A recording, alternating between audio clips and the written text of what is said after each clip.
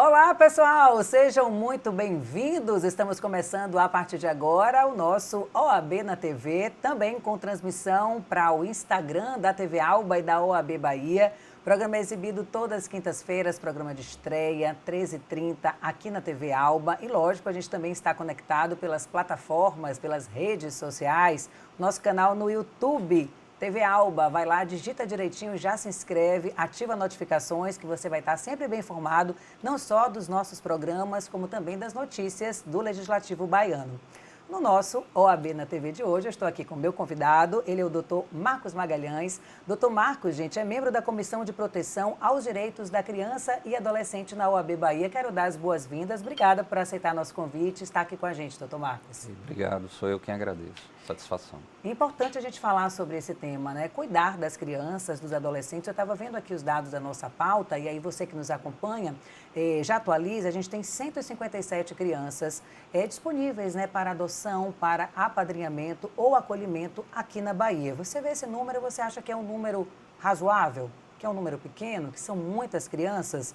Participe com a gente, interagindo e dando sua opinião, porque quando a gente fala de acolhimento, de apadrinhamento, de adoção, já gera na sua cabeça, não é tudo igual? O que é isso? E é justamente o que o Dr. Marcos vai explicar para a gente. Eu quero começar já tirando essa dúvida, Dr. Marcos. Qual é a diferença entre apadrinhamento, adoção ou acolhimento?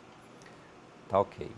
Existem previstas no Estatuto da Criança e do Adolescente modalidades de guarda. Então, a guarda, ela ocorre quando alguém que não possui o vínculo afetivo, ou não é detentor do poder familiar, não tem o considerado poder familiar em exercício, pode se responsabilizar por uma criança ou adolescente no nosso país. Então, a guarda ela é temporária, digamos assim, ela é a mais simples de ser deferida. Uma avó pode ter a guarda dos netos por conviver com ele, e isso não interfere na questão do poder familiar. A tutela e a adoção são situações diferentes. Então, a questão do poder familiar, no caso da tutela, ela está incerta, a gente não sabe quem seria o responsável, então o juiz defere a alguém a tutela de uma criança ou adolescente, essa pessoa se responsabiliza num grau maior. E a adoção é uma outra situação de colocação em família substituta, mas considerada definitiva.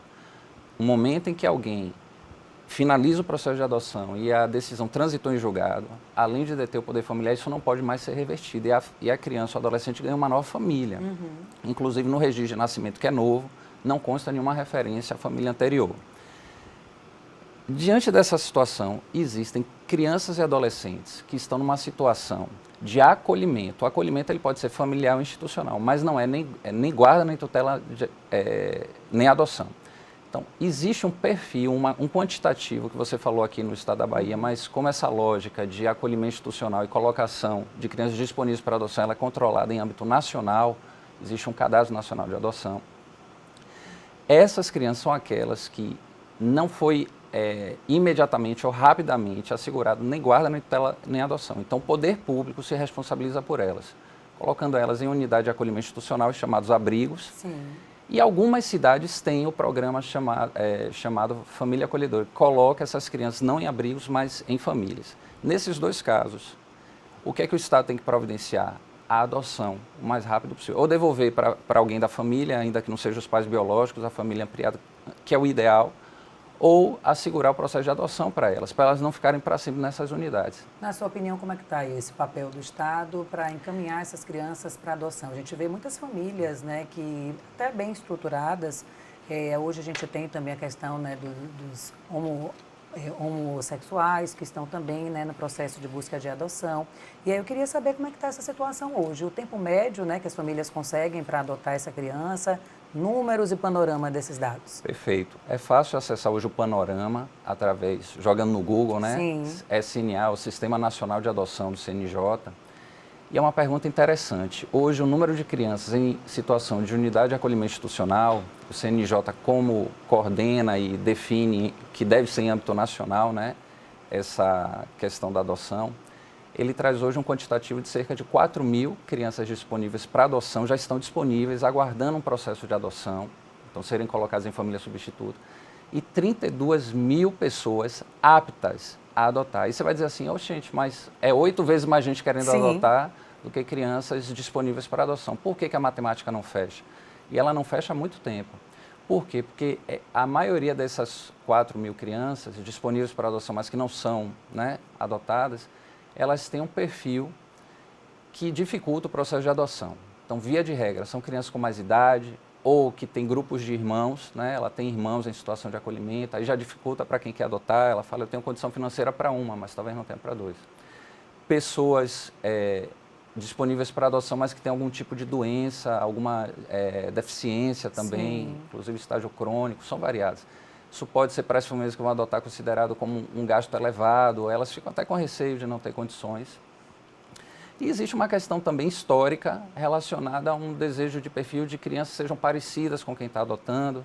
Então, na maioria... Recém-nascidos, né? Pouca idade.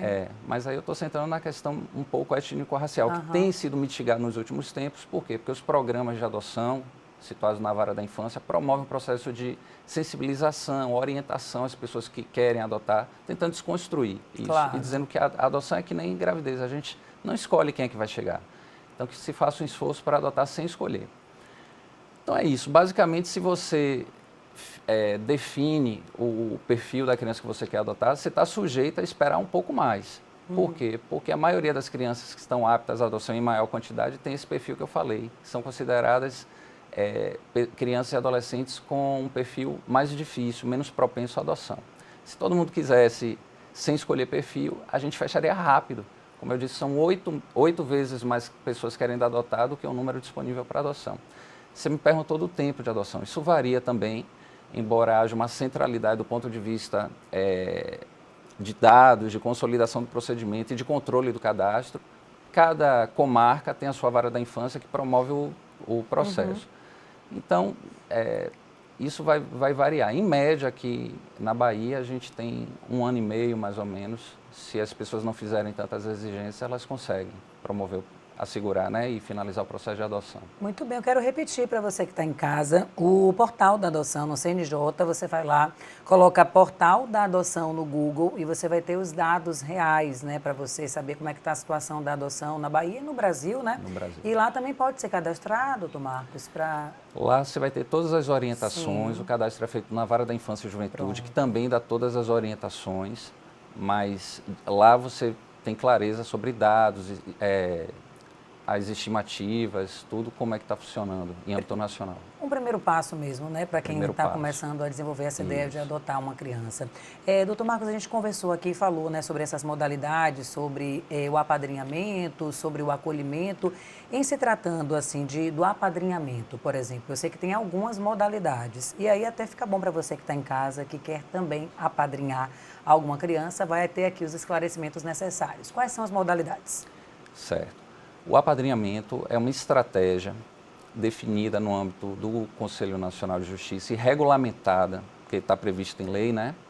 Ele está regulamentado aqui no estado da Bahia através de um ato chamado Ato Conjunto, número 15 de 2017. Ele foi expedido pelo Tribunal de Justiça, pela presidência do Tribunal de Justiça, e ele define, então, os parâmetros para que possa haver o apadrinhamento. O apadrinhamento, então, ele é uma possibilidade de você contribuir com essas crianças que estão em situação de acolhimento sem ser adoção. Então, de antemão, precisa ficar claro que as pessoas que vão apadrinhar, elas estão com o intuito de contribuir com o desenvolvimento dessa criança ou adolescente dentro das unidades de acolhimento, que são essas que têm dificuldade de serem adotadas. Então, são perfis assim que a gente fala de longo tempo de institucionalização, mas sem perspectiva de adoção. Inclusive, se essas pessoas quiserem adotar, elas têm que se desligar do programa de acolhimento e submeter à fila, como todas as pessoas querem adotar. E as modalidades desse apadrinhamento, isso é interessantíssimo falar também, são 3. Esse ato que regulamenta, inclusive, define essas 3 categorias. A primeira é afetiva, então você ficaria mais próximo, você contribuiria para a convivência familiar e comunitária dessa criança, porque a legislação assegura que o padrinho afetivo possa estar com a criança, tudo aí previsto no plano. Fora dessas unidades, fora das final unidades, de semana. finais de semana, férias escolares, perfeito. Ótimo. E, inclusive, além de passear, sendo uma pessoa próxima. Então, o planejamento vai prever a quantidade de visitas, né? E essa criança sente que ela tem alguém próximo dela, além, né, dos profissionais e das outras crianças ou adolescentes que estão ali no abrigo, que olha por ela, que está próxima, que é um bom amigo. Constrói laços mesmo, né? Constrói laços, isso que você acabou de falar, é o espírito. Hoje, o conceito de família, ele não é biológico. O que define família é afeto. Então, se você tem pessoas próximas a você, e de verdade isso, existe um entendimento jurisprudencial, com as quais você confia e tem um nível de afinidade muito grande, e elas são mais presentes em sua vida, às vezes, do que seus pais ou outros familiares. Então, isso já é um elemento para a gente considerar. É sua família. A ONU, ela tem um conceito de família que fala, família é gente com quem se conta. Gente com quem se conta. É o conceito mais bacana que eu acho, né? Então, a dimensão do padrinho afetivo é muito próxima. Inclusive, a legislação fala, né? Assegurar a convivência familiar e comunitária. Então, esse padrinho afetivo, ele contribui para a convivência familiar e comunitária, tirando essa criança do abrigo e sendo próximo dela, sendo amigo. Agora, não é adoção. Isso o tempo todo, a equipe da vara, a equipe do programa e a equipe da unidade de acolhimento ficam trabalhando com a criança, o adolescente, com o padrinho. Não é adoção, não há essa expectativa de constituição de poder familiar. Ele não tem esse nível de autoridade sobre a criança, mas ele contribui, é próximo. As outras modalidades de apadrinhamento seriam a provedor e a financeira. O apadrinhamento provedor é quando alguém, pode ser pessoa jurídica, também empresas, ou uma pessoa física, alguém, se disponibiliza a estar próximo dessa criança, contribuindo com o aprimoramento educacional, ajudando com o reforço escolar, dando um curso, né, para ela, um professor de inglês que tem essa disponibilidade. Então, o provedor ele contribui com o desenvolvimento sem tanta vontade de estar próximo, fora dos espaços, né, de acolhimento institucional. E a última, interessantíssima também, é o apadrinhamento financeiro. Ele permite que pessoas físicas, mas também pessoas jurídicas contribuam com o desenvolvimento, com as necessidades financeiras, materiais dessas crianças em situação de acolhimento institucional. Então, você pode patrocinar o livro, se é uma criança com deficiência ou algum tipo de doença, você pode patrocinar um tratamento, medicação, né? Às vezes é de alto custo, às vezes a pessoa precisa consumir muita fralda, né? Precisa de sonda, ter um profissional que auxilie, um técnico de enfermagem ou um enfermeiro, precisa se deslocar, o tratamento é longe que essa criança tem. Então, o padrinho financeiro, ele ajuda com as despesas materiais. Volto a dizer, pessoa física ou jurídica. Estamos falando aí de responsabilidade social, né? E da prioridade absoluta. Então, quando os gestores, os donos de empresa, pensarem em ajudar, pensar também nessa possibilidade, né? Na para as crianças que formação, precisam. né, dessas crianças, dessas pessoas Na formação, que estão ali. assistência de modo geral, né? Todo mundo precisa, né, de suporte financeiro. Com certeza. Gente, ficou muito claro, né, para você que está acompanhando o nosso OAB na TV hoje, das possibilidades de apadrinhamento. Ele disse aqui das modalidades, né, a afetiva, a provedora e a financeira. Você tem dúvidas, quer saber como se tornar um padrinho de uma criança, de um adolescente? A gente vai responder todas as dúvidas já no próximo bloco. Eu estou conversando hoje com o Dr. Marcos Magalhães, ele que é membro da Comissão de Proteção aos Direitos da Criança e Adolescente na OAB Bahia. Se você está acompanhando através das redes sociais, oportunidade de beber uma aguinha, pensar na pergunta e interagir com a gente. A gente volta já.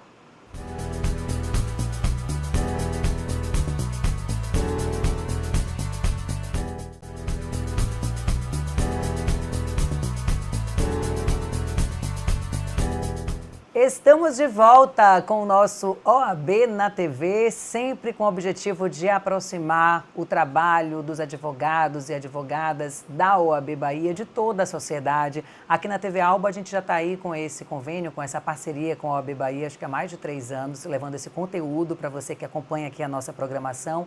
E é importantíssimo também a sua participação. Então, se você quiser sugerir temas para nossos próximos programas, vai lá na nossa rede social, tanto da TV Alba como também da OAB Bahia, manda um direct, sugere tema para os nossos programas, tá? Eu estou aqui conversando com o Dr. Marcos Magalhães e a gente deixou aquela pergunta, né? Você que quer se tornar padrinho, você pessoa jurídica ou pessoa física que quer contribuir com a formação intelectual ou então com a formação familiar, porque família, como disse aqui o Dr. Marcos, é gente com quem se conta. Então, você quer estar ali presente na vida de alguém, quer contar com essa pessoa, você pode ser padrinho. E eu queria saber do Dr. Marcos quais são os pré-requisitos, né? Se eu quiser, a partir de hoje, colaborar com uma criança, com um adolescente, de forma afetiva ou financeira, o que é que eu devo fazer? Qual o primeiro passo?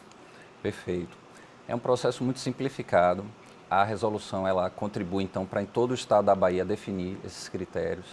E o primeiro critério que ela estabelece é a idade. Então, que seja alguém com mais de 24 anos de idade. Para não ter uma idade, por exemplo, de 18, acabar tendo... Imaturo ainda. Imaturo. Formando a vida ainda, né? Isso. Então, a partir dos 24 anos de idade. Além disso, ela pede que seja alguém que resida na comarca, onde ele vai estar contribuindo, para facilitar, inclusive, esse processo de convivência, né? E a partir daí ela define, por exemplo, a análise documental, né, verificação de antecedentes criminais. O projeto e o programa prevêem que quando se tratar de alguém que praticou um crime contra uma criança ou adolescente, ele não deve ser habilitado, né? E ele também vai ter que estar preparado porque ele vai receber uma série de orientações, vai participar de orientações tanto na vara da infância quanto da equipe que cuida do acompanhamento desse projeto, sensibilizando, definindo então quais são as possibilidades, e ele vai assumir um compromisso. Mas basicamente o perfil é esse. Agora tem um tempo, doutor Marcos, vou fazer isso por um ano, vou fazer isso por 6 meses, vou fazer isso uma tudo única pode vez. estar perfeito, ótima pergunta. Isso tudo depende do combinado que ele vai estabelecer, porque vai ser criado um plano de atendimento para funcionar, né, esse apadrinhamento. Então, a quantidade de visitas, quais são os períodos em que ele pode, se for o caso da afetiva, né, estar fora da unidade de acolhimento com essa criança ou esse adolescente, e pode ser pactuado um período sim, até porque se ele for ser padrinho de uma criança ou um adolescente já próximo dos 18 anos de idade, certamente ela vai se tornar, né, vai atingir a maioridade civil, e aí provavelmente tudo vai ter que ser revisto na vida dessa criança ou no caso desse adolescente, já que ele vai se preparar para o desligamento dessa unidade de acolhimento, né? Mas ele não precisa se obrigar a nada do que ele não queira, pode estabelecer uma série de parâmetros, requisitos. E imagino que nessa idade que a gente veja a maior necessidade até desse suporte, desse apadrinhamento financeiro, né? Porque é um jovem que estava ali em uma instituição de acolhimento a vida inteira, que não teve uma família e que precisa sair dali aos 18 anos para construir a sua própria vida. Como é que tem sido, né, essa situação e esse apadrinhamento de pessoas, por exemplo, já a partir dos 18? A unidade de acolhimento, ela se situa como o serviço de acolhimento, né, como um serviço de alta complexidade dentro das proteções que estão estabelecidas na assistência social. E não por acaso, é alta complexidade mesmo, né? Uma unidade de acolhimento se responsabiliza por ser a guardiã e fornecer proteção social no campo da acolhida, no campo de fornecer um espaço, né, de residência, de moradia, alimentação, educação articular, para que tudo aconteça. No caso do padrinho, ele contribui com esse processo e as políticas públicas, de modo geral, também devem assistir a essa criança ou adolescente, contribuindo com esse processo de apadrinhamento. De modo geral, é importantíssimo, contribui com o desenvolvimento dessa criança ou adolescente, como eu disse. Então, a expectativa é que haja mais, assim, por exemplo, esse espaço para divulgar o programa de acolhimento é extremamente importante. Eu queria dizer assim, existe um entendimento por parte de algumas pessoas de que esse processo de acolhimento, quando você visita muito uma criança ou adolescente em situação de acolhimento institucional, mas não nega a ela o direito de paternidade, maternidade, fica conversando com ela, de que você não é quem vai adotar, que isso seria prejudicial. Contudo, você me perguntou como é que tem sido a experiência, tem sido, de modo geral, no país todo, muito importante, muito interessante, porque não necessariamente, como eu disse, hoje o que define família é o afeto. Então, temos mitigado bastante essa questão de ser responsável, isso precisa ser dito, que eu sou seu pai, que eu sou sua mãe, eu passei pelo processo de adoção, agora eu tenho um vínculo de afeto melhor. Não é necessário mais nos dias de hoje, né? Então, reafirmar a questão do apadrinhamento como algo importante na vida das crianças e adolescentes é muito bom. E quem participa desse processo de apadrinhamento sempre promove relatos no sentido de que se sente muito bem, que é muito importante, inclusive, para a pessoa que ajuda, né? Com certeza. Eu acho que a nossa sociedade tem essa mania, vamos dizer assim, de ver o lado ruim das coisas em primeiro lugar. quando o lado bom reverbera de tantas outras formas, né? Eu, como você bem disse, não ajuda somente a quem está ali, recebendo, seja esse suporte financeiro ou afetivo, mas também quem está fazendo. E aí me surgiu uma dúvida quando você falou da possibilidade de estar visitando ali, né, lá nas instituições, ao invés de estar levando a criança no final de semana, de pessoas que têm família. Exemplo, eu sou a adulta, né, maior de 24, com este perfil, que fui lá, que me cadastrei e tal, mas eu tenho também 2 filhos, já tenho minha família. E para essas crianças, as minhas, vivenciarem aquilo ali, também seria uma oportunidade bacana, né? Excelente. Pode? Isso pode também? Não tem problema nenhum. Sim. Seus filhos terão um amigo que não reside com vocês, mas Sim. que vocês vivenciam situações de tempos em tempos. E seus filhos vão saber que esse amigo, essa amiga deles, vive com a expectativa de que saia logo, mas como a legislação define que o apadrinhamento é justamente para quem tem dificuldade de ser adotado, seus filhos vão conviver, vão ter um amigo, uma amiga que mora, reside, está institucionalizado num abrigo, né, numa unidade de acolhimento institucional. Agora, doutor Marcos, eu vejo também, assim, hoje uma dificuldade para que as pessoas tenham acesso, né, a essas informações. Em áreas específicas que a gente precisa se dedicar mais, parece que não existe aquele interesse, aquela vontade de pesquisar. Seja para, por exemplo, sustentabilidade, a gente sabe que em Salvador e na Bahia tem vários pontos, né, que você pode deixar lá o descarte de lixos sólidos, de resíduos sólidos, mas as pessoas não procuram, não fazem, embora esteja sempre ali. Imagino que seja o caso das instituições também, né? Que existem várias, mas que o público, de forma geral, desconhece. Salvador, vamos falar só com a capital, quantas, né, desses abrigos tem, de que forma as pessoas podem saber aonde tem, se tem próximo do meu bairro, se tem dias de visitação, existe algum site ou a comissão, o Instagram de vocês tem essas informações? Existe. No site da Secretaria Municipal de Assistência Social, sim, existe o informe sobre as unidades de acolhimento institucional que funcionam. É a sempre, no caso? A sempre, certo. Isso. Lá você tem vários dados. Tem a relação de CRAS, tem a relação dos CREAS, tem a relação das unidades de acolhimento institucional, dos centros POP, tudo está lá, está bem estruturado. Tem também unidades de acolhimento privadas, né? Elas promovem o serviço de acolhimento, mas elas não são públicas. Então, você tem acesso a elas através do Conselho Municipal dos Direitos da Criança e do Adolescente. Óbvio, a Vara da Infância também tem. É até importante, é uma recomendação que eu faço, né? Você pode se dirigir diretamente a qualquer unidade de acolhimento institucional, mas fazer uma ligação para a Vara da Infância, se orientar melhor, pedir que eles mandem uma cartilha, um material informativo sobre o apadrinhamento, é bacana porque você teria mais informações até antes de já se dirigir diretamente a uma unidade de acolhimento com a expectativa, né? Eu quero ingressar no programa de apadrinhamento. Eu ia perguntar justamente isso, esse papel das varas de infância em todo esse contexto crucial, que a gente acabou de falar. Quem habilita, quem diz se essa pessoa está apta ou não a atuar como padrinho numa unidade de acolhimento para uma criança ou um adolescente é a Vara da Infância. Ela não só define do ponto de vista do processo de habilitação, como ela faz o acompanhamento permanente. Tudo através de profissionais especializados. Mas o deferimento, a ordem, ela parte da autoridade judiciária. Aqui no caso de Salvador temos, inclusive, varas especializadas. Alguns municípios também têm varas especializadas, isso é muito bom, porque quando é um juiz especializado, ele entende muito da área de criança. A sensibilidade, o compromisso, né? E temos no âmbito do Tribunal de Justiça também uma coordenação da infância que já lançou material de divulgação sobre isso. O coordenador hoje é o desembargador Salomão Rezedá, que é uma figura, todo mundo conhece ele, né? Entende bastante do assunto. Ele está coordenando o quê?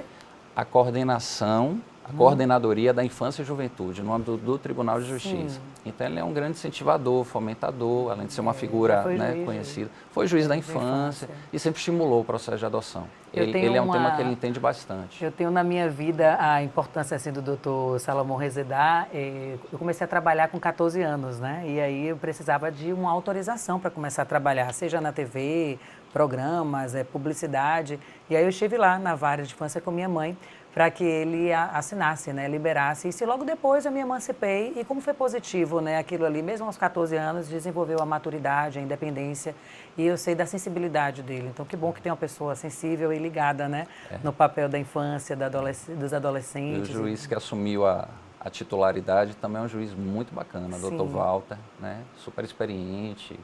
Nosso fantástico. Abraço, então, ao doutor Salomão Rezedá e o doutor Walter, que estão cuidando aí dessa situação. Estamos chegando já aos minutos finais, passa rápido, tá? É assim mesmo, a gente imagina, né? 30 minutos, meu Deus, passa rápido.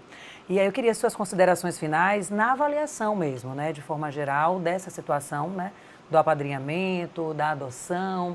E o que é que você diria para quem está acompanhando a gente, que tem muita vontade, seja de se tornar um padrinho ou de adotar uma criança, mas não busca, se sente inseguro, acha que é muito pouco o que pode oferecer, né? Tem muito isso. Eu diria o seguinte, primeiro só para esclarecer, o apadrinhamento não é para toda e qualquer criança nas unidades de acolhimento. Então você não chega lá, se identifica com uma criança e diz, eu quero ser padrinho dela. Não é assim que funciona. Então o apadrinhamento é para crianças e adolescentes com um perfil que a gente entende que não contribui para o processo de adoção. Como eu disse, crianças com mais idade e grupo de irmãos com alguma deficiência, algum transtorno, alguma dificuldade que as famílias entendam que não seria o perfil adequado para elas, né, atuarem como pais e mães através do processo de adoção.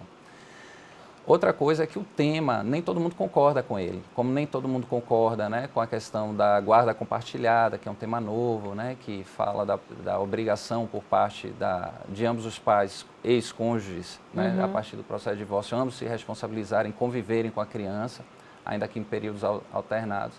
E temos uma série de outros temas também, no âmbito do direito de família ou do direito da criança e do adolescente, que geram assim, sentimentos os mais variados na sociedade. Mas eu volto, na minha opinião, é um ato de amor, é um ato de compaixão mesmo, sabe? Uma disponibilidade importante. Eu não vejo, dentro das críticas ao programa de acolhimento, críticas maiores, senão falta de conhecimento, com todo respeito a quem pensa diferente, porque se não existisse o programa de apadrinhamento, o que é que a gente tinha antigamente? Para algumas crianças e adolescentes, as unidades de acolhimento liberavam, por exemplo, na véspera do Natal, para ter uma ceia bacana. Mas no dia seguinte, sem compromisso nenhum, acabou o compromisso, foi só com a ceia, as crianças eram devolvidas para a unidade de acolhimento e seguia-se assim mais um ano, talvez ano que vem essa pessoa que me levou volte e tal.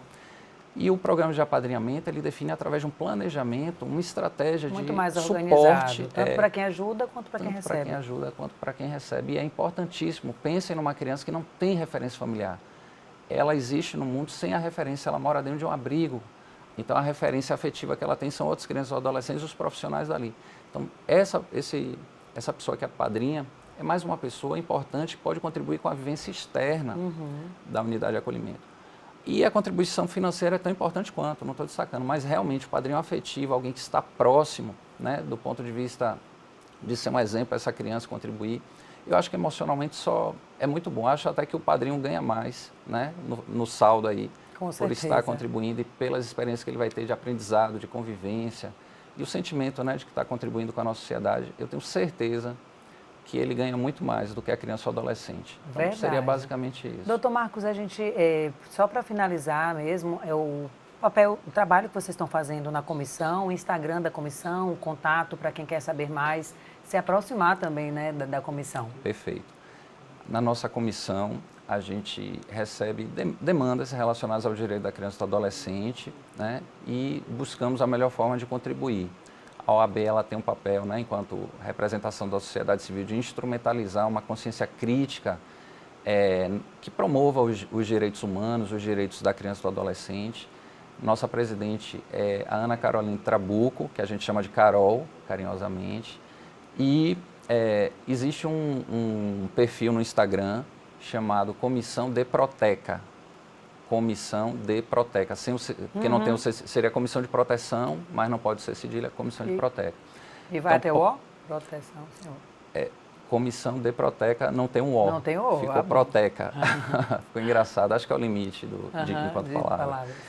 E se puderem, sigam a gente nas redes sociais. Acabamos de sair, estamos na semana, né, dos direitos da criança e do adolescente, 12 de outubro. 12.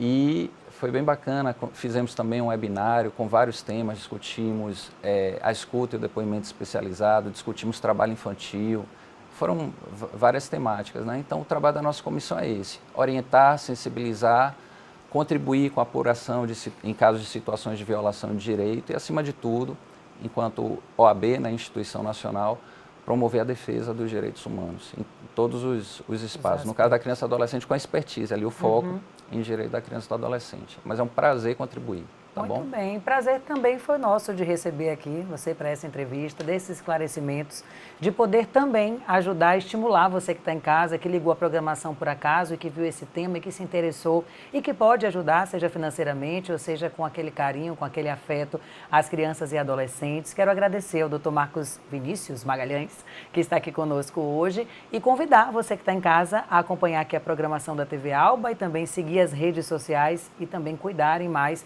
desse assunto. Eu costumo falar que não tem desculpa para dizer, eu não sabia, eu não conheço esse assunto, porque na internet tem tudo hoje, né? Basta você pesquisar, você acabou de dizer, teve o webinário, tem as redes sociais, tanto da TV Alba quanto da OAB, e tem lá chuva de informação. Gente, obrigada pela companhia, a gente se vê na semana que vem com mais um OAB na TV e você já sabe, pode participar com a gente, sugerindo pautas e entrevistados. Eu aguardo você na próxima quinta-feira, 13h30 e também nas nossas redes sociais. Tchau, tchau.